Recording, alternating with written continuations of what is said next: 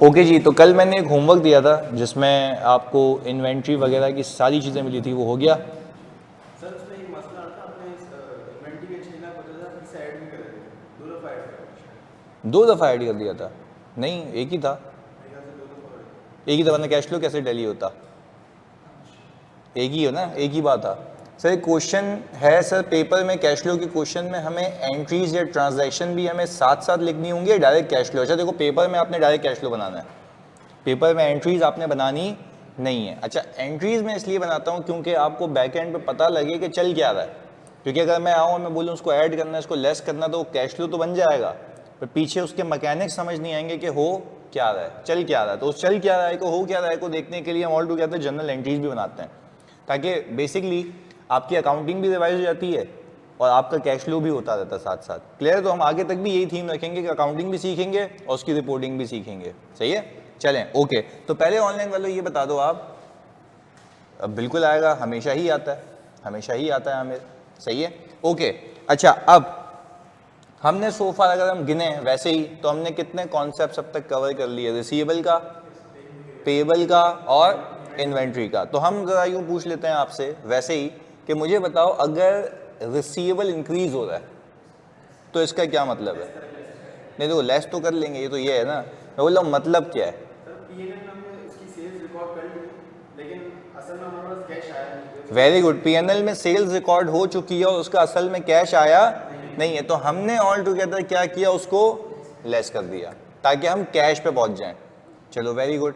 अच्छा, अगर मेरा रिसीवेबल कम हो रहा है, इसका क्या मतलब है? पैसे आ रहे हैं, कैश आ रहा है। पैसे आ गए इस बार पिछले साल की सेल्स के, जो कि इस साल के प्रॉफिट में शामिल, तो हमने ऐड बैक कर दिया कैश पे पहुंचने के लिए, कैश फॉर द ईयर पे पहुंचने के लिए। चलें, ये भी बेहतरीन हो गया।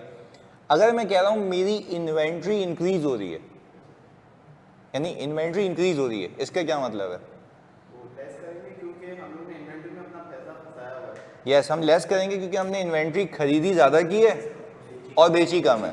तो जो बेची है वो प्रॉफिट एंड लॉस में आ चुकी है, जो नहीं बेची वो प्रॉफिट एंड लॉस में नहीं आई, बट कैश में से जा चुकी है, तो हम उसको और लेस कर लेते हैं।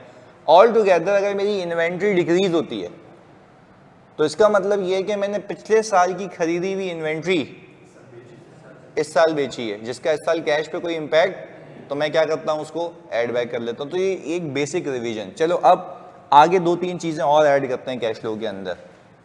मुझे एक बात बताओ, अगर हम ऑल टुगेदर ये सोचें कि आपने बचपन में प्रॉपर्टी, प्लांट एंड इक्विपमेंट खरीदना सीखा होगा, जैसे कि computer, laptop, equipment, machinery, building, ऐसा ही है। अच्छा, मुझे एक बात बताओ, अगर आप एक लैंड परचेज करते हैं, क्या वो एक रेवेन्यू एक्सपेंडिचर है या कैपिटल एक्सपेंडिचर है? कैपिटल एक्सपेंडिचर है, वो प्रॉफिट एंड लॉस में चार्ज नहीं होता, वो एसेट है।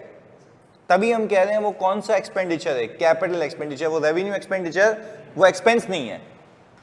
इन्वेंट्री के डिक्रीज होने वाला कॉन्सेप्ट बता दें, वापस बता देते हैं, कोई मसले वाली बात नहीं है। देखो हाफजा, हमने ये कहा कि अगर इन्वेंट्री डिक्रीज हो रही है, तो हाफजा अगर इन्वेंट्री डिक्रीज हो रही है तो इसका मतलब ये है कि आपने इन्वेंट्री बेची, उसका कॉस्ट ऑफ सेल्स का एक्सपेंस चार्ज किया, जिसका कोई कैश आउटफ्लो नहीं है, क्योंकि ये इन्वेंट्री खरीदी कब थी, पैसे गए कब थे, यूज कब हो रही है, तो इस साल वो एक्सपेंस के तौर पे तो बुक हो गया है, बट उसका कोई कैश आउटफ्लो नहीं है, इसलिए हम उसको क्या करते हैं, ऐड बैक कर देते हैं। क्लियर है? आपसे जल्दी बताएं, बात समझ आती है क्लैरिटी के साथ? हाँ जी, मतलब वही बेसिक कॉन्सेप्ट ना कि हमने खरीदी पिछले साल और बेची इस साल, तो जब खरीदी थी तो यूज नहीं हुई थी, तो हमने माइनस किया होगा, इस साल हमने उसको यूज कर लिया तो मैं उसको ऐड बैक कर रहा हूँ। क्लियर है? चलें, ओके, हम वापस आते हैं उसी चीज पे जो नया कॉन्सेप्ट शुरू करने लगा हूं मैं। हम नया कॉन्सेप्ट शुरू कर रहे हैं कैपिटल एक्सपेंडिचर का। मैंने आपको ये बताया, आपने मुझसे पूछा, हम ये सीख रहे हैं कि अगर मैं कोई लैंड परचेज करता हूं, तो मुझे जल्दी से बताते हो, जब मैं लैंड परचेज कर रहा हूं तो क्या वो मेरा एक्सपेंस है या कैपिटल एक्सपेंडिचर है? यानी अगर हम यहां पे लिख लें अपने पास, तो हमें याद भी रहेगा कि purchase of land will not impact profit। सही लिखा है? Because it is a capital expenditure. भाई जब मैं लैंड परचेज करूंगा ना, सीधी सी बात है वो प्रॉफिट पे हिट नहीं आएगी, क्योंकि वो एक्सपेंस है ही नहीं, वो तो मेरा कैपिटल एसेट है, वो तो एसेट्स में जाता है। तो उसका कैश फ्लो पे क्या इम्पैक्ट है, ज़रा वो आज बिल्कुल सुकून से सीखते हैं कि वो होगा तो क्या होगा। चलो इससे पहले मैं आगे जाऊं, बाकी चीज़ें तो आप मुझे बता सकते हैं। अगर मैं यहाँ पे आप लोगों से वैसे ही अकाउंटिंग करवाऊँ, अगर मैंने इन्वेंट्री परचेज की, अपनी दिल से बताओ कितने की इन्वेंट्री परचेज करें, खुद सवाल बनाओ, आ जाओ, कितने की इन्वेंट्री परचेज करें, कितने की भी करवा लो, बताओ। 4 लाख, 5 लाख, 6 लाख, 4 लाख की, 3 लाख की, चलो एवरेज कर लेते हैं, हम कर लेते हैं भाई 375, सही है आप लोगों के लिए। हमने कहा इन्वेंट्री डेबिट, अच्छा अब हमने कहा कि भाई मैं इसको खरीद रहा हूँ कैश पे, सही है, 375,000। अच्छा अब आप मुझे बताएं सारे बच्चों, क्या ये पूरी बेच दूं या कुछ बेचूं? कुछ बेच दें, चलो हम 2 लाख रुपए की बेच देते हैं। COGS कितने की चार्ज होगी, और स्टॉक हो गया क्रेडिट कितने से, 2 लाख रुपए से।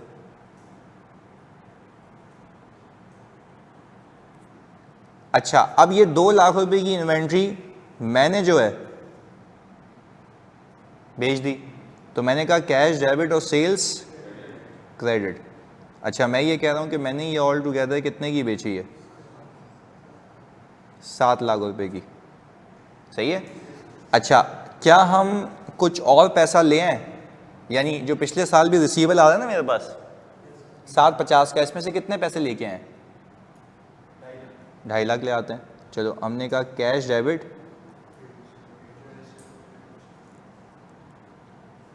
ट्रेड रिसीवेबल क्रेडिट, आपने कहा सर 2.5 लाख रुपए आप ले आए, ये अकाउंटिंग हो गई। अच्छा मेरी आपसे रिक्वेस्ट ये होगी कि आप मुझे बताएं कि आपका ट्रेड रिसीवेबल का बैलेंस कितना बचा होगा, खुद सोच के बताइएगा। 5 लाख का बचा होगा, और जो इस साल सेल हुई है वो तो हुई कैश में, उसका कोई पंगा नहीं है। अच्छा ये हो के आपको मिलेगा, और यहाँ पे कितना मिलेगा आपको, ये हो चुका होगा, एग्रीड। अच्छा इसको देख के ये लग रहा है कि पिछले साल का पैसा जो इस साल की सेल नहीं है, वेरी गुड। अच्छा आप मुझे बताओ इन्वेंट्री आपके पास कितने की पड़ी हुई थी, 5 लाख की, आपने क्या वो यूज की है या और खरीदी है? अच्छा तो कैलकुलेटर पे आप उस 5 लाख रुपए के अंदर 375 ऐड करें कि आपने इतने की और खरीदी, और उसमें से 2 लाख माइनस करें कि इतने की बेच दी, 675,000 ये आ गया। अच्छा अब हमने किया कि हमने बोला भाई मैंने जो ओपनिंग मेरे पास इन्वेंट्री पड़ी हुई थी वो कितनी थी, 5 लाख, मैंने खरीदी कितने की, 375, बेची कितने की, 2 लाख रुपए की, बची कितने की। अच्छा अब इसको देख के ये लग रहा है कि इस साल मैंने कुछ और इन्वेंट्री खरीदी है, ज़्यादा खरीदी है जो कि यूज़, तो उसके पैसे तो चले गए ना, तो क्या इसको भी लेस करेंगे? यस, क्योंकि वो यूज़ नहीं हुई बल्कि खरीदी गई है, वो यहाँ पे जमा हो गई, वही जो हमने फिनोमेना सीखा हुआ है। अच्छा अब मैंने कहा कैश का हिसाब किताब यही है, इसके अलावा कुछ भी नहीं है। अच्छा अब मैंने ये कहा आप एक काम करें, और यहाँ पे देखें ये लैंड आ रहा है पीपीई के अंदर, ओपनिंग कितना था, अभी कितना हो गया, तो हमें ये पता लगा कि यार हमने इस बार जो लैंड परचेज किया है तो हमने उसकी एंट्री ये बनाई होगी लैंड डेबिट और कैश क्रेडिट, कितने से, 220 से। अच्छा जल्दी बताओ इस पूरी एंट्री का क्या कोई कैश के ऊपर इंपैक्ट है? यस, प्रॉफिट के ऊपर इंपैक्ट, क्योंकि कैपिटल एक्सपेंडिचर है। तो यहां पे लिख भी देते हैं सर कि ये हमारा ऑल टुगेदर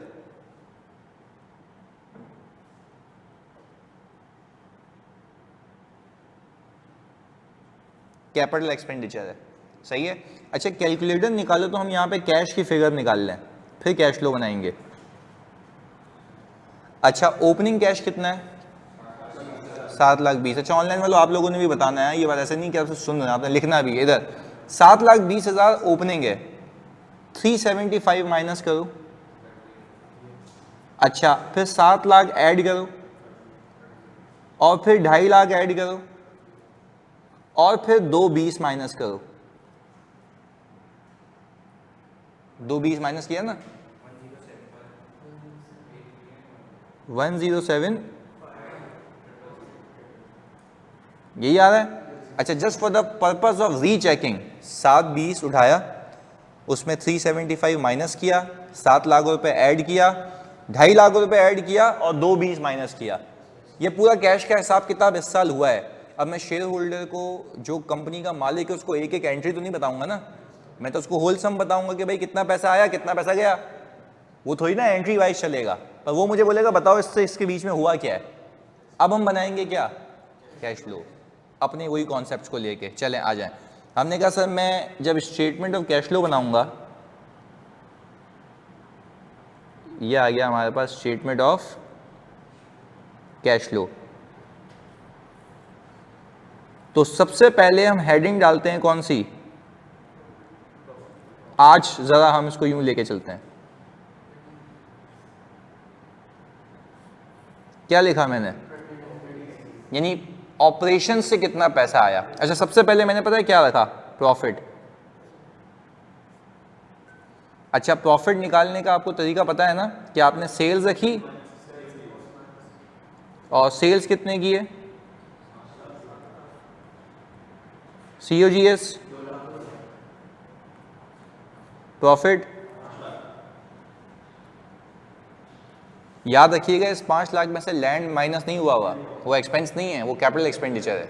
चलें ओके, हमने कहा सर हमने यहाँ पे ऑल टुगेदर 2 लाख रुपए खर्च किए 7 लाख रुपए कमाने के लिए, नेट कितने कमाए 5 लाख रुपए। अच्छा अब मैं एक एक करके पूछता हूँ, क्या ये कमाई कैश के इक्विवेलेंट है? नहीं। हो सकता है मैंने इन्वेंट्री ज़्यादा खरीदी हो, वहाँ भी पैसे लगाए हों, हो सकता है कि मेरे कुछ पैसे आना रह गए हों, या हो सकता है कि पिछले साल की भी इस साल आ गए हों। तो हमने कहा सबसे पहले मैं सवाल में गया और मैंने देखा इन्वेंट्री इंक्रीज हो रही है। इसका मतलब ये है कि इस साल मैंने खरीदी और बेची, तो जो ज़्यादा खरीदी है वो भी तो जेब से गया है ना, तो क्या वो जेब से पैसा कहाँ पे लगा है, ऑपरेशंस में लगा है, तो वो माइनस करो ना, क्योंकि कैश में से माइनस हुआ हुआ है, प्रॉफिट में से माइनस नहीं हुआ हुआ। तो हमने ऑल टुगेदर ये किया, हम यहाँ पे लिख रहे हैं इंक्रीज इन इन्वेंट्री। हाँ भाई कितना, अगर आप इन दोनों का डिफरेंस ले लें 175,000 का, माइनस करूं ऐड करूं, क्योंकि ये वो पैसे हैं जो मजीद लगे हैं। ऑपरेशंस में कैश लगा है बट प्रॉफिट में इसका चार्ज नहीं है क्योंकि बेचा नहीं है, तो कैश का मतलब कैश भी नहीं लगा, तो एडिशनल लगा है वो आ गया ना यहाँ पे। और देखो यहाँ से भी निकाल सकते हो, 375 में से 2 लाख माइनस करो यही आएगा। तो हमें एग्जाम में थोड़ी ना एंट्रियां बनानी है, हमें लॉजिक होनी चाहिए पीछे चल क्या रहा है। खरीदी ज़्यादा बेची कम, बेची वो एक्सपेंस हो गया, जो ज़्यादा खरीदी वो एक्सपेंस में चार्ज, तो वो तो तब होगा जब देखेंगे। क्लियर है, चलें ओके। अब मुझे बताओ क्या आपको रिसीवेबल इंक्रीज होता हुआ दिख रहा है डिक्रीज होता हुआ? अच्छा तो इसका क्या मतलब है, पिछले साल के पैसे जो कि इस साल के प्रॉफिट में शामिल, तो क्या वो बिजनेस का पैसा नहीं है? तो दिखाए ना ऐड होते हुए कि हम बोलेंगे भाई ये पैसे आए हैं जो प्रॉफिट में नहीं है, तो तुम ये नहीं करना, क्योंकि भाई शेयर मालिक बोलेगा भाई प्रॉफिट अलग है कैश अलग है, रिकंसाइल करके दो। तो हमने पहले इन्वेंट्री का बता दिया कि भाई तुम्हारी जो प्रॉफिट है उसके अंदर कुछ एक्सपेंस चार्ज हुआ हुआ है, बल्कि मैंने और पैसे लगाए थे जो वहाँ चार्ज, वो तो जब बेचूंगा तब होगा। हमने कहा और माइनस करो, फिर मैंने कहा भाई पिछले साल के पैसे इस साल रिसीव हुए हैं, तो तुम्हारी कमाई कम है और कैश रिसीट, तो हम ऐड करेंगे उसको। तो मुझे एक बात बताओ भाई, यहाँ पे मैं लिख दूं कि ये है डिक्रीज इन रिसीवेबल, कितना? आई थिंक 2.5 लाख है, 750 से यहाँ पे आया ना, सही है ओके। अच्छा अब मैं जब इन सब को नेट करूं तो क्या आता है?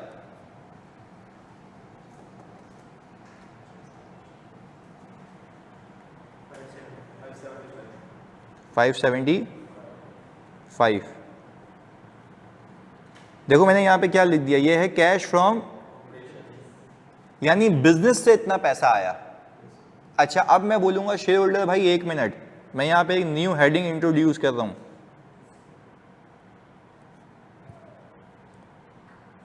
क्या लिखा है मैंने? शेयर होल्डर को मैं बताऊंगा, कंपनी के मालिक को मैं बताऊंगा, देखो लाजमी नहीं है सिर्फ बिजनेस से पैसा आए, बिजनेस से पैसा ये आया है, बिजनेस करके ये आया है, आपके सामने है। देखो मैंने अपनी कमाई को कैश में कन्वर्ट किया है, एग्रीड। अब मैं बोलूंगा जो मेरे बिजनेस से पैसा आया वो मैंने कहीं इन्वेस्ट किया है, और वो इन्वेस्टमेंट कहाँ की है? लैंड में। तो जब आप एसेट्स खरीदते हो ना, जैसे ये एलसीडी वगैरह मैंने सीपीयू खरीदा हुआ, लाइट्स खरीदी हुई, ये क्या है? इन्वेस्टमेंट है। तो कैपिटल एक्सपेंडिचर में इन्वेस्टमेंट की जाती है। तो अब मैं यहाँ पे लिख के बताऊँ उसको, परचेज ऑफ लैंड या परचेज ऑफ पीपी लिख दें, क्योंकि आगे जाके और भी एसेट्स आएंगे। अच्छा, आपको कैसे पता कितने का लैंड खरीदा गया?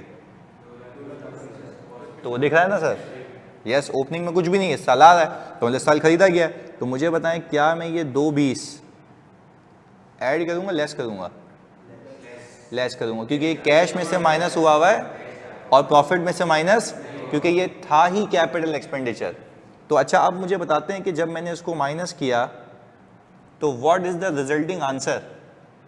माइनस करके बताएं।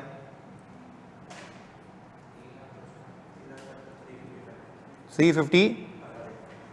अच्छा, इसको पता है मैं क्या नाम दूंगा? Net cash inflow. Net cash inflow, net इस साल इतना पैसा आया है। अच्छा, कोई आपसे पूछे कमाया कितना है आपने इस साल? 5 लाख। क्या मजीद इन्वेंट्री में पैसे लगाए? एक्स्ट्रा कितने लगाए? Very good. क्या पिछले साल के पैसे कुछ रिकवर हुए? ऐड कर दिए। तो मैंने कहा पहले मैंने अपनी कमाई को, यानी ऑपरेशंस की कमाई को, बिजनेस की कमाई को कैश में कन्वर्ट किया। कि बिजनेस की कमाई होना अलग बात है, बिजनेस का कैश होना, क्योंकि हो सकता है कि सेटलमेंट्स आगे पीछे हो रही हूँ, तो हमने सबको अकाउंट फॉर करके इस साल के ऑपरेशंस के पैसे बता दिए कि बिजनेस करके इतना पैसा आया। तो क्या सिर्फ पैसा आया या कहीं लगाया भी है? कहाँ लगाया है? लैंड में। तो देखो आप देख के पता लगेगा मालिक को कि अच्छा हाँ यार ये बिजनेस से पैसा आया, इतने पैसे यहाँ फंसे में, इतने पैसे इन्वेंट्री में लगा दिए, पिछले साल की रिकवरी इतनी हो गई, क्लियर पिक्चर। क्या मैं उसको एक एक एंट्री बता रहा हूँ? वो तो आपको सिखा रहा हूँ, पीछे पता हो कि चल क्या रहा है, क्लियर है। अच्छा, अगर हम देखें तो शेयर होल्डर को ये पता होगा कि इस साल नेट पैसा कितना आया, कितना आया? 355। तो अगर हम यहाँ पे इन दोनों का डिफरेंस लें तो कितना आ रहा है? 355। यही आ रहा है।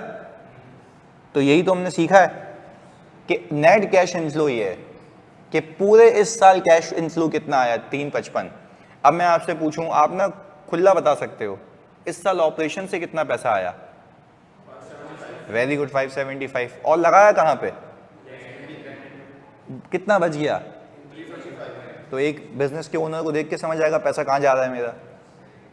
बस से बैलेंस शीट से देख के ये पता लगता है नेट ही कितना आया, पर कहाँ से कितना आया वो कहाँ दिखेगा? कैश फ्लो में।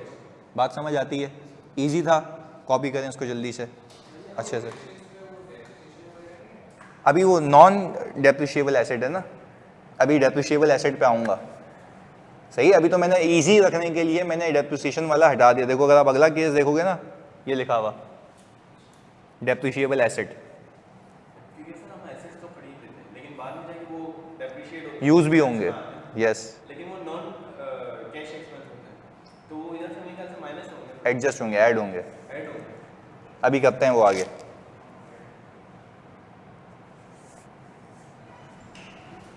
पहले एक थीम डिसाइड हुआ है ना,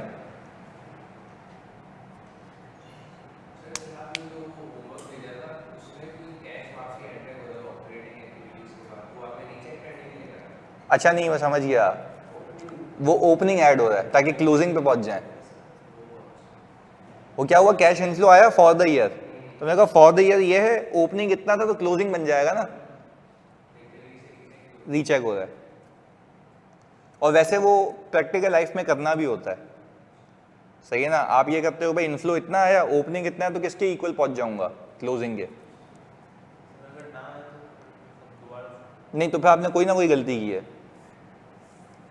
तो एग्जाम में ये होता है कि बच्चे यूजुअली टैली करके आते हैं ये, क्योंकि बहुत डिटेल में पढ़ाता हूँ मैं ये, तो बच्चे को पता होता है कि यहाँ, क्योंकि पीछे लॉजिक चल रही है ना कि ये ऐड हो रहा है, ये लेस हो रहा है, हाँ गलती पता है कहाँ हो जाती है, जल्दबाजी में साइन गलत डाल दो अगर, तो ऐड की जगह लेस कर दो, लेस की जगह, तो उसका तरीका ये होता है एग्जाम में कि आप मल्टीप्लाई बाय 2 और डिवाइड बाय 2 करके देख लो। मल्टीप्लाई बाय 2 का मतलब है कि माइनस होगा तो डबल इंपैक्ट हो जाएगा, प्लस होगा तो उसका भी डबल इंपैक्ट हो जाएगा, हाफ इंपैक्ट हो जाएगा, व्हाट्सएवर। तो जब मल्टीप्लाई या डिवाइड 2 करके एक अमाउंट आती है ना, तो आप पूरे सवाल में ढूंढते हो कि डिफरेंस किस चीज़ का आ रहा है, एग्जैक्ट अमाउंट मिल जाती है तो आप पूछते हो हाँ यार ये गलती की हुई है। सर सेलिंग ऑफ पीपी का भी कोई कॉन्सेप्ट है? नहीं नहीं नहीं, सेलिंग का भी है। अभी तो हमने पीपी खरीदा है, इसके बाद क्या करेंगे? बेचेंगे भी। मोमिना बिल्कुल है, सेलिंग ऑफ पीपी भी है।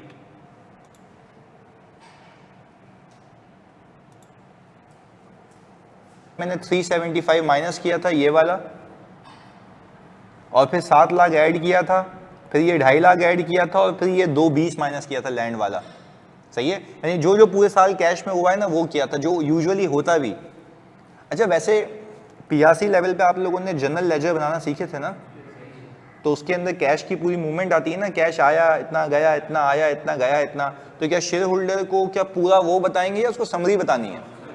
समरी बतानी है। आपने सबसे पहले अपने ऑपरेशंस के प्रॉफिट को कैश में कन्वर्ट करना है, कि ऑपरेशंस की कमाई अलग बात है, कैश हो सकता है पिछले साल के पैसे इस साल आए हो, कुछ पैसे फंस गए हो, इन्वेंट्री में पैसे और लगाए हो, वो सारी चीजें कर आगे फिर उसको बताना है बाकी कहाँ कहाँ लगा है।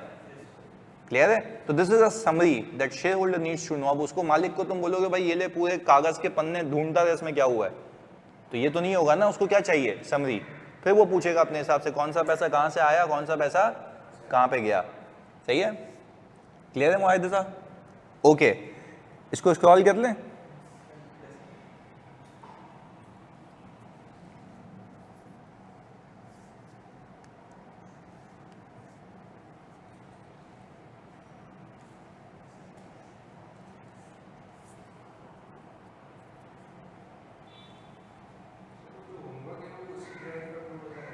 उसी ड्राइव पे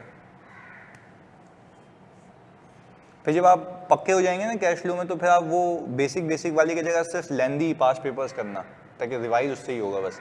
तो बेसिक करने की कोई नीड ही नहीं है। ये तो आपके कॉन्सेप्ट मेकिंग के लिए ना, कि एक फिनोमेना बन जाए कि हाउ टू सॉल्व इट। अब देखो चीज़ें एक एक करके ऐड हो रही है ना सवाल में, रिसीवेबल पेएबल तो चल रहा है, इन्वेंट्री भी चल रही है, अब पीपी आ गया, फिर अब एसेट डेप्रिशिएट होना शुरू हो जाएंगे, फिर एसेट खरीदना शुरू हो जाएंगे, फिर एसेट बिकना शुरू हो जाएंगे, तो वो एक पेज पे पहुंच जाएगा सवाल। हाँ जी, स्क्रॉल करें।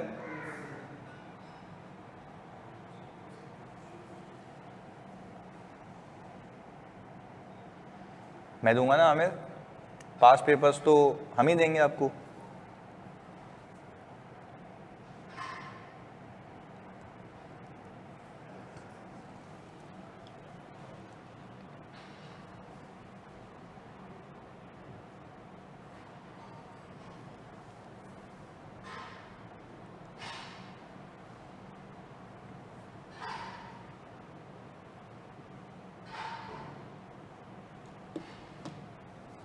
हाँ जी चले चलें, ओके ये हो गया। अगर तो इसी पे बेस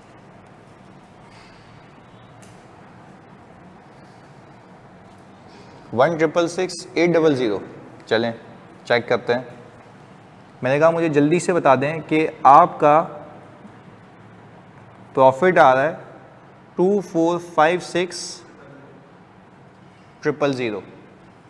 सही है? अच्छा फिर आपने ये कहा कि यार प्रॉफिट होना अलग बात है, कैश होना, पहले इस बिजनेस की कमाई को कैश में कन्वर्ट करूंगा और उसमें देखूंगा कुछ पैसे एडिशनल आए, कुछ पैसे फंस गए, वो सारी चीज़ें एडजस्ट करके। अच्छा भाई अब मैं अगर देखूं तो मेरे पास ट्रेड रिसीवेबल आ रहा है, कोई कम हो रहा है, तो हम कह रहे हैं हमारे पास ये आ गया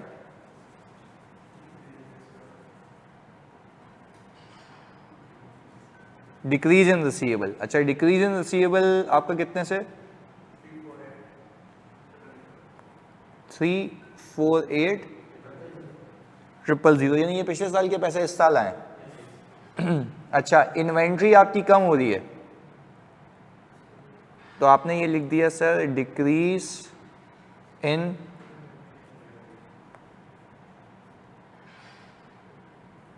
इन्वेंट्री। अच्छा, कितने से डिक्रीज हो रही है? अच्छा, इसका मतलब ये है कि आप कह रहे हैं पिछले साल की इन्वेंट्री इस साल यूज़ हुई है जिसका कोई कैश आउटफ्लो नहीं है, तो हमने कहा एक्सपेंस तो हो गया पर कैश नहीं गया, आप एड बैक कर दो। कैश कब गया होगा? पिछले साल। अच्छा, अब हमने कहा कि भाई ट्रेड पेबल है आपका, वो भी कम हो रहा है, इसका मतलब है पिछले साल की पेमेंट आपने इस साल की है, तो माइनस होनी चाहिए क्योंकि पिछले साल नहीं हुई होगी। तो अच्छा, अब हमने क्या किया, इन दोनों का डिफरेंस लिया, तो वो कितना आता है?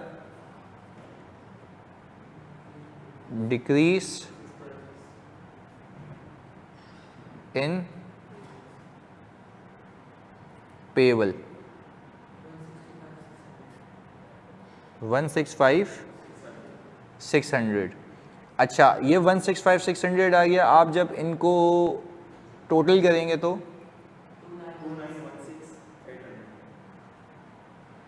2916,800। पहले तो आपने कहा मैंने ऑपरेशंस की कमाई को कन्वर्ट किया ऑपरेशंस के पैसे में, तो आप यहाँ पे लिख देंगे ये है कैश फ्रॉम ऑपरेशंस। चलें, फिर हमने कहा अब कौन सी एक्टिविटी?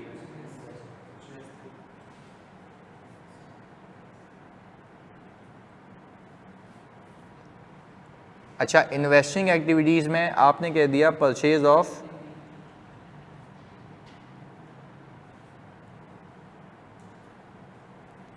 अच्छा, परचेज ऑफ पीपी कितने का? 1250। क्या ये प्रॉफिट में से माइनस नहीं हुआ होगा? कैश में से माइनस हुआ होगा, प्रॉफिट से इसलिए नहीं क्योंकि ये कैपिटल एक्सपेंडिचर है। अच्छा, अब आपके पास नेट कैश इनफ्लो कितना है?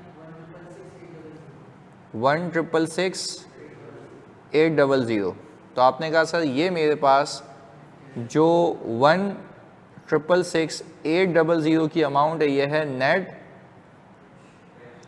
Cash inflow.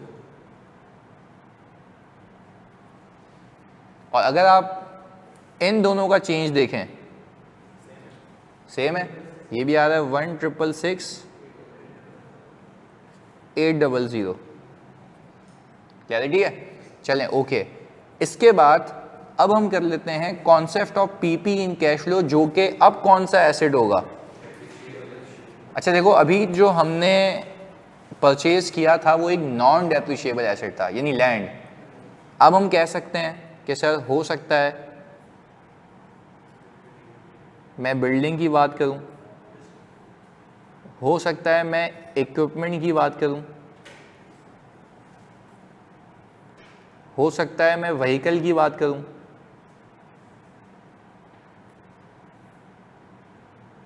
हो सकता है मैं प्लांट की बात करूं, व्हाट्सएवर जो भी एग्जाम्पल्स हैं डेप्रिशिएबल एसेट्स की। तो हमने कहा हम इसकी बात करेंगे। चलें, अब वही सिचुएशन बनाते हैं, उसी चीज़ को आगे लेके चलते हैं। अच्छा, मैं सिंपल एक काम ये करता हूँ, क्योंकि आप लोगों ने कॉपी किया हुआ है ना, मैं यहाँ से ये हिस्सा उठाता हूँ क्योंकि आपने ये कॉपी किया हुआ था, ये हिस्सा पिक किया हमने और ये यहाँ फेंक दिया। हम अज्यूम करते हैं कि ये क्लोजर था पिछले साल का, सही हो गया। इसको यहाँ ले गए और ये अमाउंट आ गई, एग्रीड। अच्छा, अब ज़रा सुनना, अब हम आ गए हैं 2025 में। अच्छा, मैं अज्यूम ये कर रहा हूँ for the sake of easiness, मैं अज्यूम कर रहा हूँ कि मैंने कोई इन्वेंट्री नहीं खरीदी, पिछले साल की इस साल बेच दी। क्या ये मैं कर सकता हूँ? भाई मेरी इन्वेंट्री खरीद कर रखी हुई इसलिए थी कि भाई नहीं खर्चा करना पड़े अब। तो हमने एक काम किया, COGS डेबिट और स्टॉक क्रेडिट। हम कह रहे हैं कि हमने कोई 3 लाख रुपए का माल बेच दिया, सही है, और मेरा कोई कैश आउटफ्लो नहीं है, सिर्फ इन्वेंट्री यूज हुई है। तो एक्सपेंस तो होगा ना, पर इस एक्सपेंस को करके मैंने कुछ कमाया भी होगा, पर जिसका कैश आउटफ्लो पिछले साल हो चुका है, एग्रीड। चलें, तो हमने ये कहा कि हमने यहाँ पे कैश डेबिट और सेल्स क्रेडिट कर लिया, कितने से भाई? 9 लाख रुपए से, पूरी कैश सेल्स। अच्छा, और हमने कहा पिछले साल के पैसे इस साल कोई 4 लाख रुपए आ गए। हाँ भाई, क्या ये सेल है या रिकवरी है? रिकवरी है सर, इसका कोई सेल से ताल्लुक नहीं है, सेल ये पिछले साल की थी। रिकवर किस साल हो रहे हैं? इस साल। तो कैश ऑपरेशंस के कैश में तो आ जाएंगे, सही है। ऑनलाइन में तो प्लीज बता दो यहाँ तक कोई इशू, बिल्कुल सिंपल लेके चल रहा हूँ, एक एंट्री चल रही है जैसे हम यूजुअली करते हैं। अकाउंटिंग चल रही है, इसकी प्रेजेंटेशन में साथ साथ सिखा रहा हूँ, जल्दी बता दो। इधर ये भी हो गया हिसाब किताब। अच्छा, अगर मैं यहाँ पे तुम लोगों से पूछूं, तुम लोग मुझे जल्दी से बताओगे इन्वेंट्री का बैलेंस कितना होगा? 375,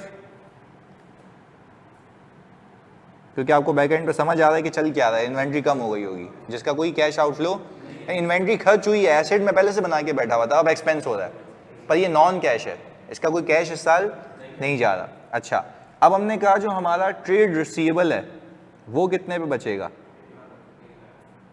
बाकी रिकवर हो गया, सही है। कैश पे हम आते हैं, अच्छा इस साल हुआ क्या, कंपनी ने जनवरी 1, 2025 पे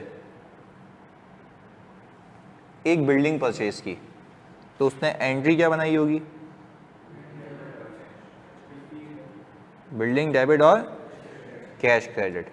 अच्छा, हमने कहा कि वो उसने बनाई है, 4 नहीं रखते उसको, 2.5 लाख रखते हैं। ये बहुत अहम है, ये बात फोकस होकर सुनना ही है। अभी सब काम बंद करके ना फिर सुनो, कॉपी करने का पूरा टाइम दूंगा। 2.5 लाख ये हो गए, सही है, ये हमने एसेट खरीदा है। अच्छा, अगर मैं तुमसे ये पूछूं, अगर मैं यहाँ पे वैसे ही तुम्हारे बचपन वाला एक जनरल लेजर बनाता हूं,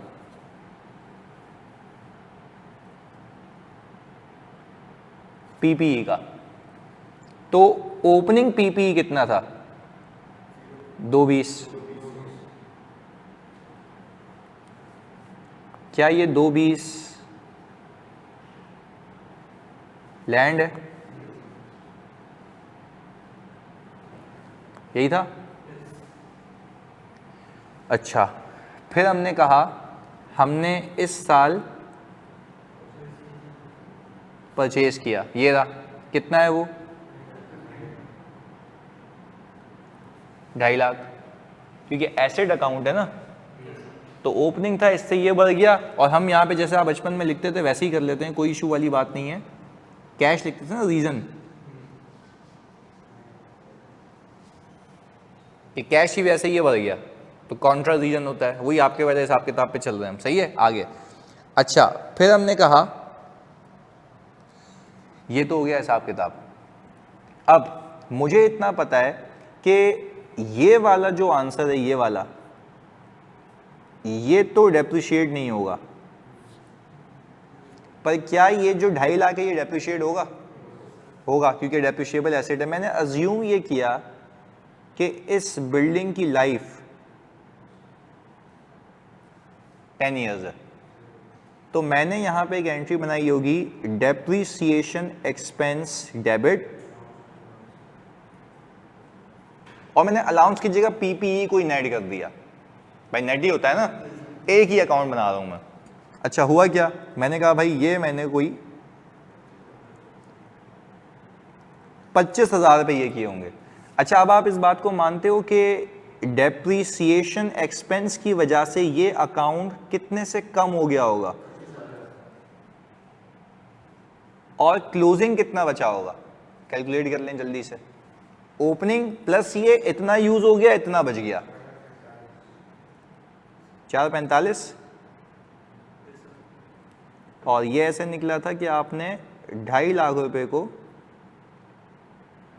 डिवाइड कर दिया था 10 से। एग्रीड। अच्छा, इस पूरे साल हुआ क्या, जरा पहले फिनोमेना बनाओ। ओपनिंग लैंड कितना था? बिल्डिंग कितने की खरीदी? 2.5 लाख की। कितने की यूज हो गई?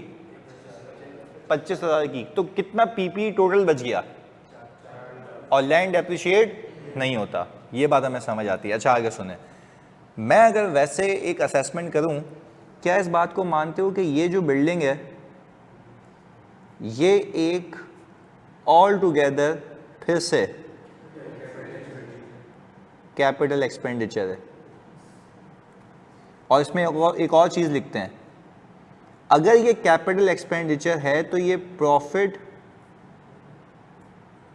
से माइनस नहीं हुआ,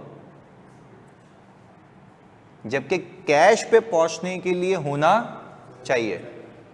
यहां तक एग्रीड है? ऑनलाइन मतलब जल्दी बताओ, बिल्कुल तुम्हारे लेवल पे आके करा रहा हूं, बिल्कुल एक एक स्टेप रख रहे हैं ताकि समझ आए। क्लियर है? जल्दी से मैं कह रही हूँ ओके, तलहा, वर्षा, जल्दी, बाकी सारे बच्चे वेरी गुड, चले ओके, बेहतरीन। यानी क्या भाई, ये कैपिटल एक्सपेंडिचर है, ये प्रॉफिट से माइनस होना नहीं चाहिए, और हुआ हुआ भी, पर कैश में से हुआ हुआ है। एग्रीड है? ये हो गई बात। आगे मैंने कहा जी तो 220 है, उसका क्या हुआ?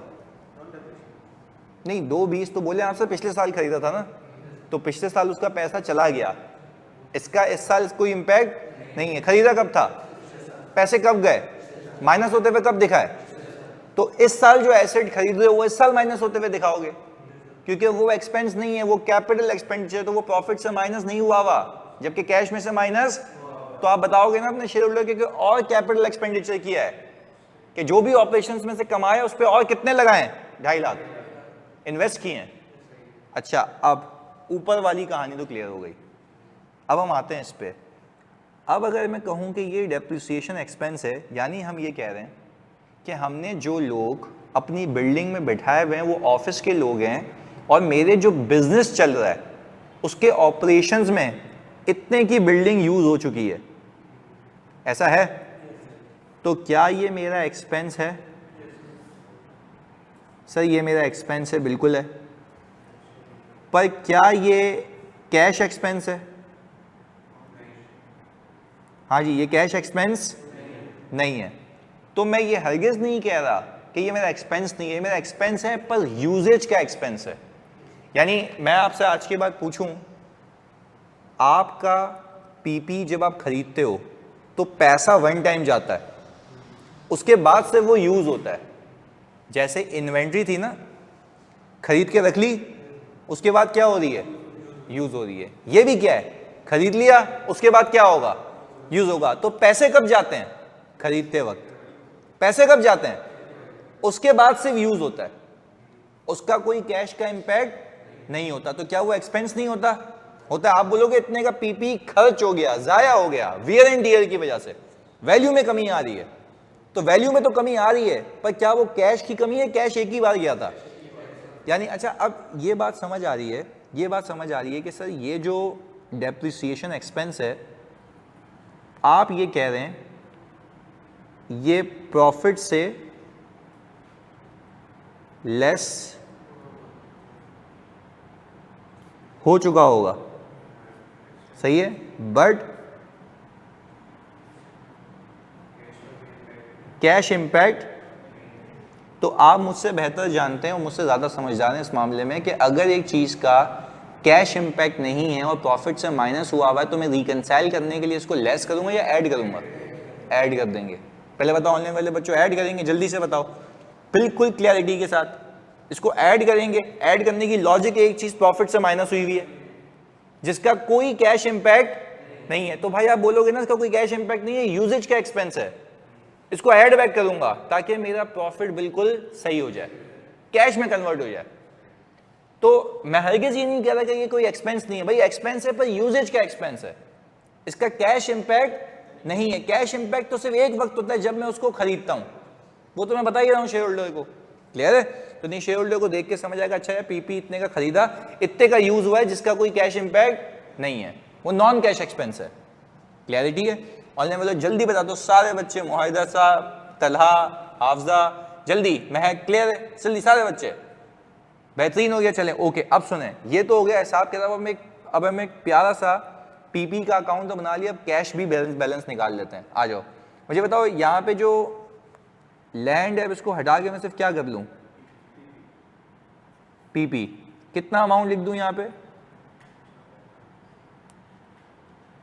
445। अच्छा, अब आपके पास कैलकुलेटर होना चाहिए ताकि हम कैश की फिगर लिखें यहाँ पे। और आप भी प्लीज सारे बच्चों, ताकि आप लोगों ने ही पहुंचना है इस नंबर पे जल्दी से। ओपनिंग कैश कितना है? 1075000। इसमें आप ये 9 लाख ऐड करें, ये 4 लाख रुपए ऐड करें,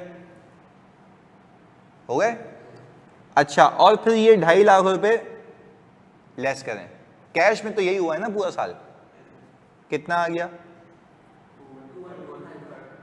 2125,000। यानी मुझे बैक ऑफ द माइंड पे पता है कि इस साल हमारे पास सेल्स का पैसा आया है, रिसीवेबल की रिकवरी हुई है और पीपी में लगाया है। पीछे पता तो है मुझे, पर शेयर होल्डर को क्या एंट्री बताओगे, समरी देनी है, कैश फ्लो बताएंगे उसको। अच्छा हो, पर इससे पहले हम कैश फ्लो बनाएं तो इससे पहले आप जरा मुझे एक छोटा सा प्रॉफिट और लॉस बनाएंगे। सेल्स कितनी है? 9 लाख रुपए की, ये रही। और COGS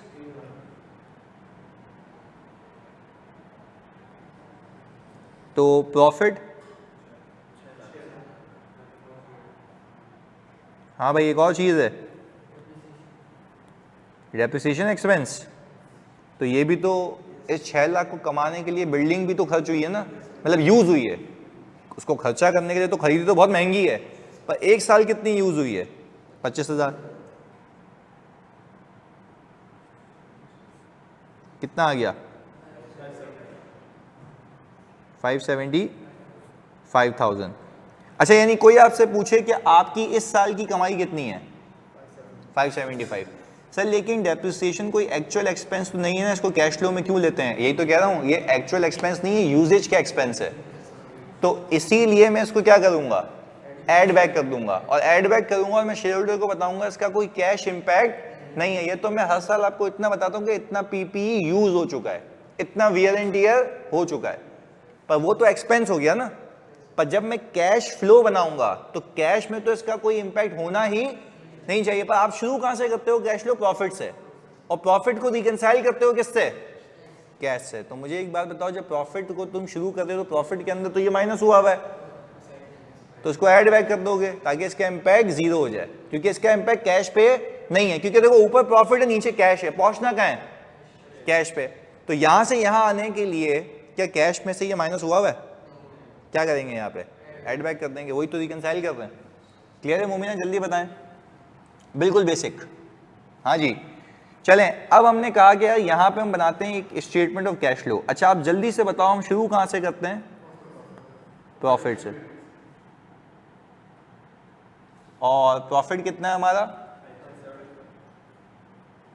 575। अच्छा, मैं खाली यहाँ पे एक चीज़ कर रहा हूँ आप लोगों के लिए। यहाँ पे देखो एक चीज़ कर रहा हूँ मैं, क्या लिखा है मैंने? एडजस्टमेंट। और मैंने यहाँ पे लिख दिया कितने से ऐड बैक करूं। अच्छा, आपको ये पता है कि जो मैंने इन दोनों को ऐड किया, मैं ऑल टुगेदर देखो 6 लाख पे पहुंच जाऊंगा। ये क्या था? Profit from operations. क्या था? यानी पहले मैंने प्रॉफिट से शुरू किया, मुझे पीछे पता है कि क्या चल क्या रहा है। मैंने कहा प्रॉफिट से शुरू किया, उसमें से डेप्रिसिएशन माइनस हुआ है, मुझे बैक ऑफ द माइंड पे क्लिक हो रहा है कि ये नॉन कैश है।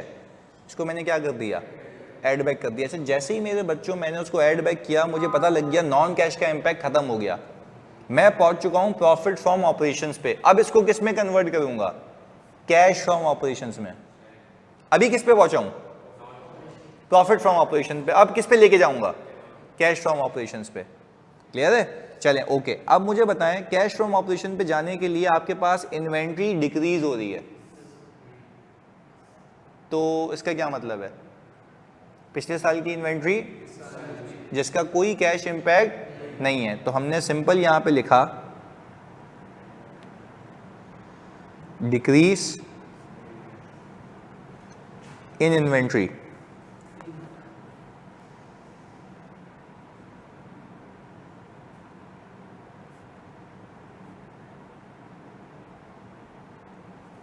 $3 लाख ऐड करेंगे इसको, क्योंकि इसका कोई कैश इंपैक्ट नहीं, सिर्फ यूज हुई है। अच्छा, अब मुझे एक बात बताएं, मैं यहां पे देखूं तो डिक्रीज इन रिसीवेबल भी हुआ है।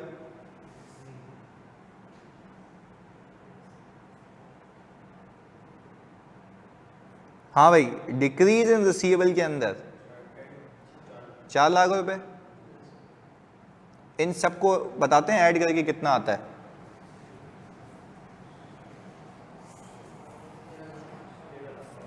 1.3 मिलियन, यही है। अच्छा, इसको आप क्या नाम देंगे?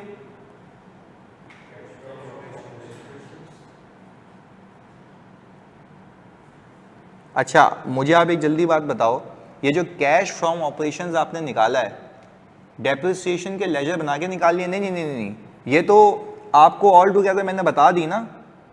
तो एग्जामिनर आपको ये बताएगा भाई ओपनिंग इतना है, खरीदा इतना है, बचा इतना है, तो बाकी क्या हो गया? यूज हो गया। तो आपको प्रॉपर इंफॉर्मेशन मिलेगी। सही है? अब आगे सुने, मुझे बताओ, क्या ये मेरे पास कैश फ्रॉम ऑपरेशन तो आ गया, अब क्या कोई इन्वेस्टिंग एक्टिविटी है इस साल? क्या परचेज की है? अच्छा, इन्वेस्टिंग एक्टिविटीज़ के अंदर आप कह रहे हैं कि सर हमने बिल्डिंग परचेज की है, तो हमने कहा परचेज ऑफ पीपी, कितने की है वो? 2.5 लाख की। ये कितना आ गया नेट? अगर मैं 1.3 मिलियन में से 2.5 लाख निकाल दूं तो 1050 आता है। तो आपने कहा 1050,000, ये क्या है? मेरा नेट कैश इनफ्लो। अच्छा, अगर मैं यहां जाता हूं सवाल के अंदर और इन दोनों का चेंज निकालता हूं, तो देखो अल्लाह करे सेम आ रहा हो,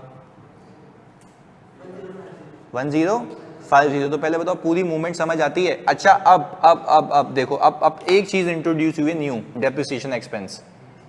तो आपने करना है क्या? शुरू करना है प्रॉफिट से। फिर आपको याद आएगा प्रॉफिट के अंदर डेप्रिसिएशन माइनस हुआ हुआ है, जो कि कौन सा एक्सपेंस है? Non cash. जो कि कौन सा एक्सपेंस है? नॉन कैश, जिसका कैश पे कोई हेड आपने ऐड बैक कर दिया। अच्छा, ऐड बैक करके बैक ऑफ द माइंड पे मुझे पता है मैं प्रॉफिट फ्रॉम ऑपरेशन पे पहुंच गया। उस प्रॉफिट फ्रॉम ऑपरेशन को किस में कन्वर्ट करूंगा? कैश फ्रॉम ऑपरेशन में। किस चीज को यूज करके? Receivable, payable, inventory. वो किया मैंने। मैं कहां पहुंच गया? कैश फ्रॉम ऑपरेशन पे। कैश फ्रॉम ऑपरेशन में से बाकी कहां खर्चे किए? इन्वेस्टिंग में। तो वो माइनस कर दिया, तो वो आंसर आ गया। क्लैरिटी है? ऑनलाइन वालों प्लीज बता दो यहां तक बात समझ आती है जल्दी से। ये था डेप्रिशिएबल एसेट की कहानी। जल्दी से, मैं कह रही हूँ ओके हो गया। तला आप भी बता दो, मुआहिद साहब आप भी बता दो, वर्षा भी क्लियर है, बेहतरीन हो गया। चलो इसको अच्छे से कॉपी करो जल्दी से, इस पूरे। नहीं, एक ही अकाउंट में आ रहा होगा सब। नहीं, अभी बताते हैं ना आपको कैसे आएगा। देखो ये अगला सवाल तुम लोगों के लिए यही तो बनाया है।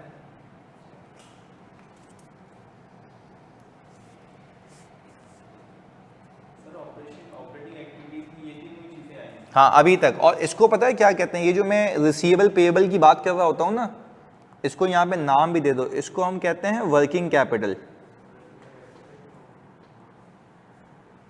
अच्छा, वर्किंग कैपिटल का मतलब होता है बिजनेस में फंसा हुआ पैसा। वर्किंग कैपिटल का क्या मतलब होता है? बिजनेस में फंसा हुआ पैसा। तो आपने कहा प्रॉफिट इतना है, उसमें से नॉन कैश ये था, उसको हटा दिया, तो मैं किस पे पहुंच गया? ऑपरेशंस के प्रॉफिट पे। फिर मैंने कहा ऑपरेशंस के प्रॉफिट तो है, पर उसमें बिजनेस पैसा फंसा हुआ इतना है, तो उसको क्या नाम दे दिया? Working capital. तो उसको एडजस्ट किया तो मैं किस पे पहुंच गया?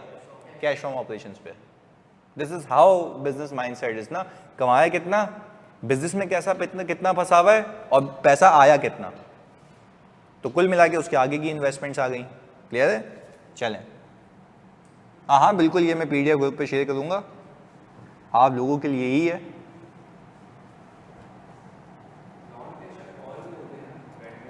और भी है, इम्पेयरमेंट भी है। जो इम्पेयरमेंट होता है वो भी नॉन कैश है, क्योंकि इम्पेयरमेंट की एंट्री क्या बनती है? इम्पेयरमेंट एक्सपेंस डेबिट और पीपी क्रेडिट। तो इसमें कैश का है, तो वो लगाया हुआ पीपी ज़ाया हो गया, तो वो भी नॉन कैश है। तो तभी मैं सोचने का तरीका सिखा रहा हूँ, रट्टा नहीं लगवा रहा। मतलब आपको पता हो कि अगर नॉन कैश है तो उसको क्या करना है? ऐड बैक, क्योंकि उसके कैश पे कोई इम्पैक्ट, क्योंकि कैश पे तो एक ही बार इम्पैक्ट आया था जब वो खरीदा था।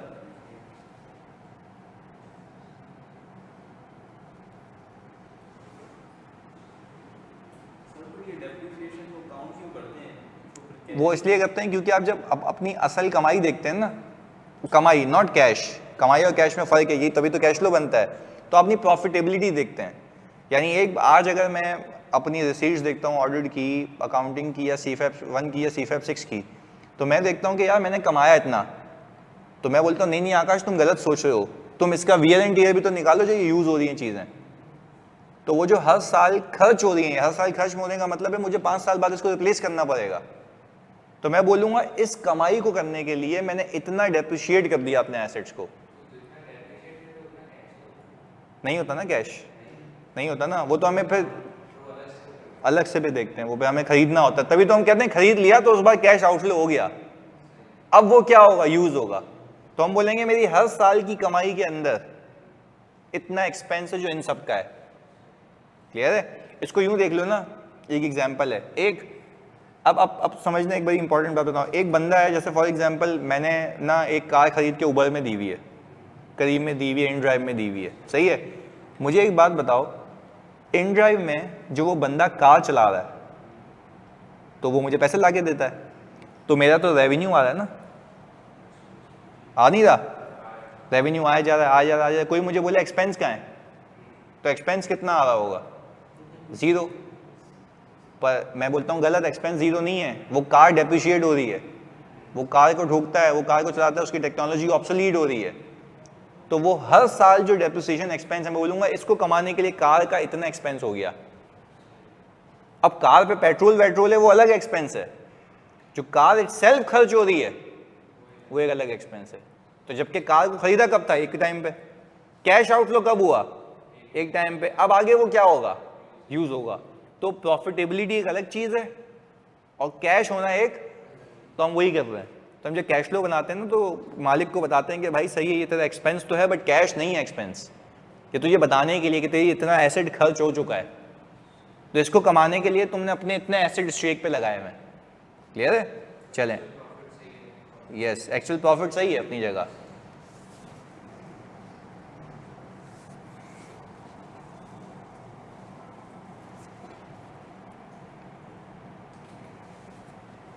ऑपरेशंस के पैसे पे, फिर मैंने कहा उसके बाद देखो कहाँ कहाँ पैसा लगाया है।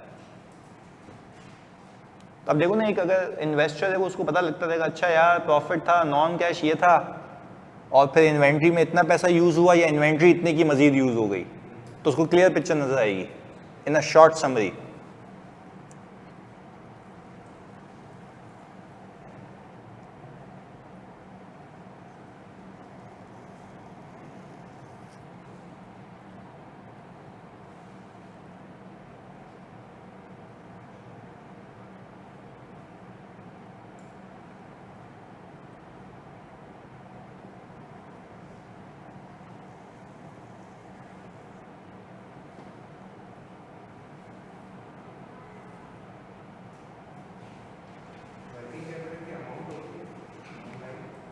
ये वर्किंग कैपिटल, ये नीचे जितने भी आ रहे हैं ना वो वर्किंग कैपिटल है, इन्वेंट्री, रिसीवेबल, ये है ही वर्किंग कैपिटल, यानी उसकी हेडिंग है ये।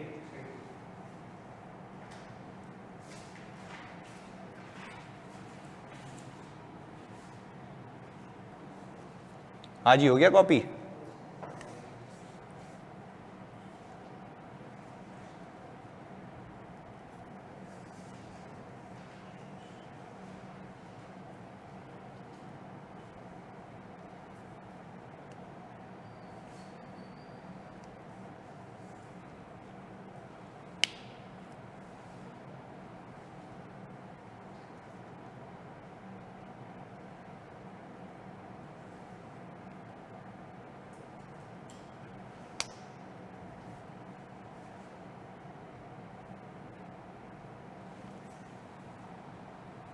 चलें आगे।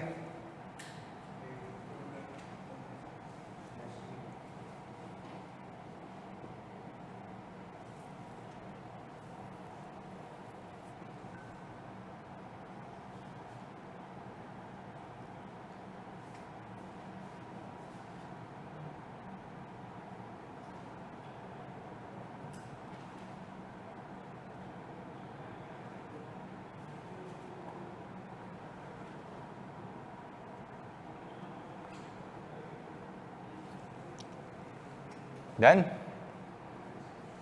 चलें अब इसी पे मुश्तमिल एक सवाल करते हैं और आप देखेंगे इसमें क्या होता हुआ आपको दिख रहा है। ये देख सवाल अभी,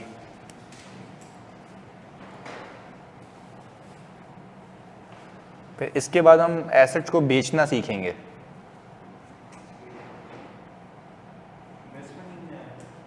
खरीदेंगे तो भी इन्वेस्टमेंट, बेचेंगे तो इन्वेस्टमेंट बेच दी।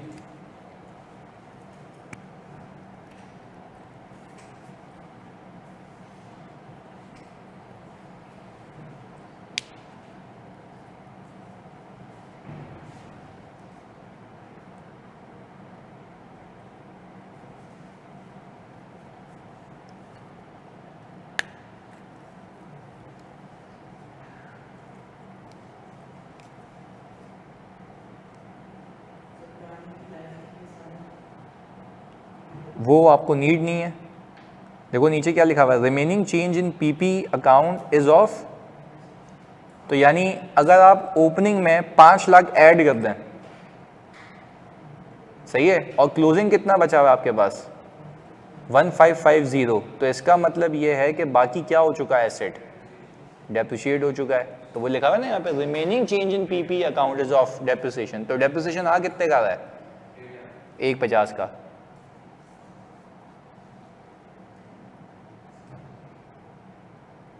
$150 डेप्रिसिएशन है मुआहिदे सा,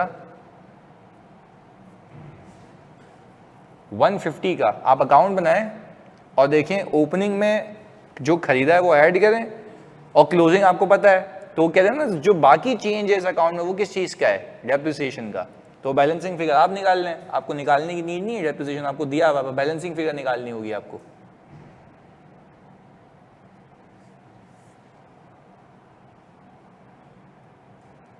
ये मैंने बस आप लोगों की क्लास से पहले 2 मिनट पहले बनाया था ये।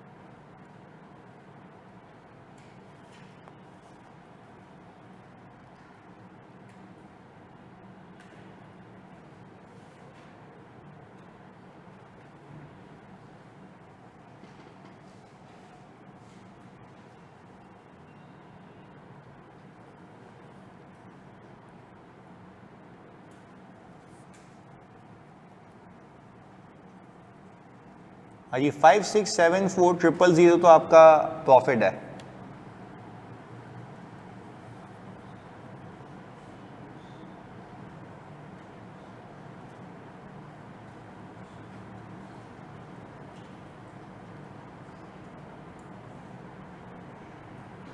हाँ भाई, इसमें कितने की एडजस्टमेंट पार्क करें डेप्रिसिएशन की, 150 की, क्योंकि अगर मैं यहाँ पे पीपी का वैसी लेजर बनाऊं तो पीपी का ओपनिंग मुझे कितना गिवन है, 1.2 मिलियन। अच्छा, परचेज कितना किया है, 5 लाख, वो भी आपको नीचे बताया हुआ है। क्लोजिंग आपको गिवन है, तो आप मुझे बताएं ये कैसे हो सकता है कि जब ओपनिंग 1.2 मिलियन था, 5 लाख खरीदा, ये तो 17 लाख हो गया, तो बचा हुआ कम क्यों है, अगर डेप्रिशिएट हुआ है, बेचना तो हमने सीखा ही नहीं है। तो आप मुझे बताएं कि अगर ये डेप्रिशिएट हुआ है तो ये अकाउंट कम हो गया होगा ना। अच्छा, कितना आ गया ये, 150, और हम कह रहे हैं ये हमने कैसे निकाल लिया भाई, बैलेंसिंग फिगर। तो ये नॉलेज आपको एग्जाम में भी होनी चाहिए कि भाई अकाउंट कम होगा तो फिर टेक्निकली वो यूज़ होने की वजह से ही होगा कि एसेट्स यूज़ हुए हैं, या तो आपको लाइव दे देगा, बोलेगा खुद निकाल के दो मुझे डेप्रिसिएशन, दोनों में से कोई एक पॉसिबिलिटी होगी। आसानी क्या है कि बता दे आपको कि रिमेनिंग चेंज डेप्रिसिएशन का है। चलें, हमने इसको ऐड बैक कर दिया, मुझे लगता है नॉन कैश का इम्पैक्ट खत्म हो चुका है, एडजस्ट हो चुका है। अब मैं क्या देख लूं, वर्किंग कैपिटल कि बिजनेस में इसके अलावा क्या हुआ। हो सकता है पिछले साल का पैसा इस साल आया, हो सकता है इस साल का पैसा फंस गया हो, इन्वेंट्री हो, खरीदी ज़्यादा हो, बेची कम हो, कुछ भी हो सकता है, तो वो बिजनेस में फंसा हुआ पैसा है, उसको हम नाम क्या देते हैं, वर्किंग कैपिटल। अच्छा, अब हम यहाँ पे आते हैं तो हम एक एक करके देखते हैं। ट्रेड रिसीवेबल डिक्रीज हो रहा है, तो इसका क्या मतलब है? पिछले साल का पैसा इस साल आ रहा है, कितना रिसीव हुआ है? 308,000 ऐड कर दिया हमने, क्योंकि ये इस साल मजीद पैसा आया जो कि इस साल की सेल में नहीं है। तो सही है भाई, फंसा हुआ पैसा रिकवर हो गया, तभी तो वर्किंग कैपिटल है। एग्रीड? ओके, अब हमने कहा कि इन्वेंट्री कम हो रही है।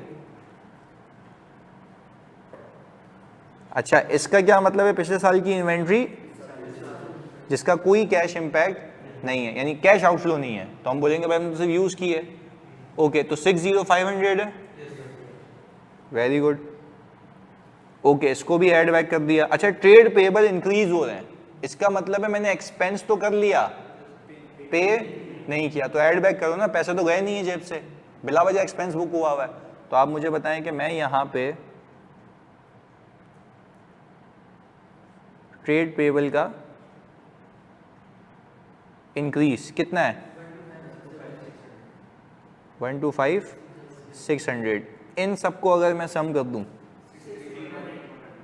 6318,100, ये आप कह रहे हैं ये आ गया आपका cash from operations.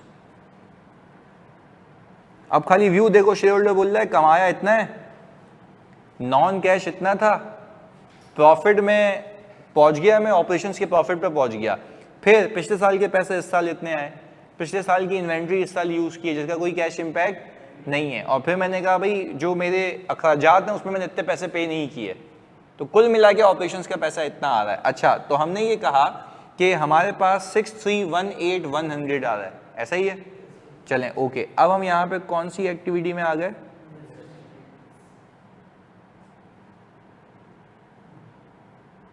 Investing activities में। अच्छा, आपने कहा यहाँ पे परचेज ऑफ पीपी कितने से? 5 लाख रुपए से। आपने जब इसको लेस किया तो कितना आ गया? 5818,100। अच्छा, ये आ गया आपके पास नेट कैश इनफ्लो। अच्छा, इसके अंदर अगर मैं ऐड कर दूं ओपनिंग बैलेंस, ओपनिंग बैलेंस कितना है कैश का?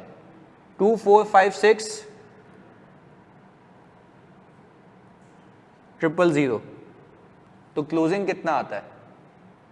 चेक करो, इन दोनों को अगर मिला दूं तो क्लोजिंग कितना आता है?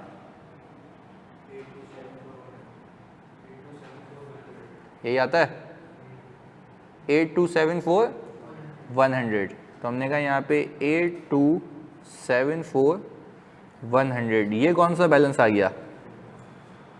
क्लोजिंग। तो शेयर होल्डर को मैंने बताया देख ले भाई पूरा साल ये हुआ है, कमाया इतना, नॉन कैश इतना था, इतना पिछले साल का पैसा आ गया, इतने पिछले साल की इन्वेंट्री यूज की, इतने पैसे नहीं दिए, पैसा इतना पड़ा हुआ है, लगाया कितना? 5 लाख। नेट कितना आया? 5818,100। ओपनिंग कितना पड़ा हुआ था? तो क्लोजिंग कितना पड़ा हुआ है? 82। दिस इज द व्यू, ये सोचने का तरीका है। देखो शेयर होल्डर बोलेगा भाई मेरे को टेंशन नहीं है, कमाया इतना, नॉन कैश इतना, पैसा इतना आया, इन्वेंट्री इतनी यूज की, पूरा हिसाब किताब एक पेज पे आ रहा है उसके। क्लियर है? पक्की बात है? ऑनलाइन वाले जल्दी बताओ, बात समझ आती है? ये मुश्किल तो नहीं था? क्लियर है? देखो if you know accounting backend के ऊपर आपके लिए आसान है, अकाउंटिंग पता होनी चाहिए। दैट्स व्हाई मैं अगेन एंड अगेन एंट्री बनाता हूँ, प्रूफ करता हूँ, एंट्री बनाता हूँ, प्रूफ करता हूँ, मैच भी कर लेता हूँ इसको। क्लियर है? अगली क्लास में बड़ी इंपॉर्टेंट चीज़ होंगी कि मैं एसेट को बेचना सिखाऊंगा, और फिर हम पहुंचेंगे फाइनेंसिंग एक्टिविटीज़ पे, एक एक करके आगे बढ़ेंगे। सही है? चलो मिलते हैं अगली क्लास में। अल्लाह हाफ़िज़।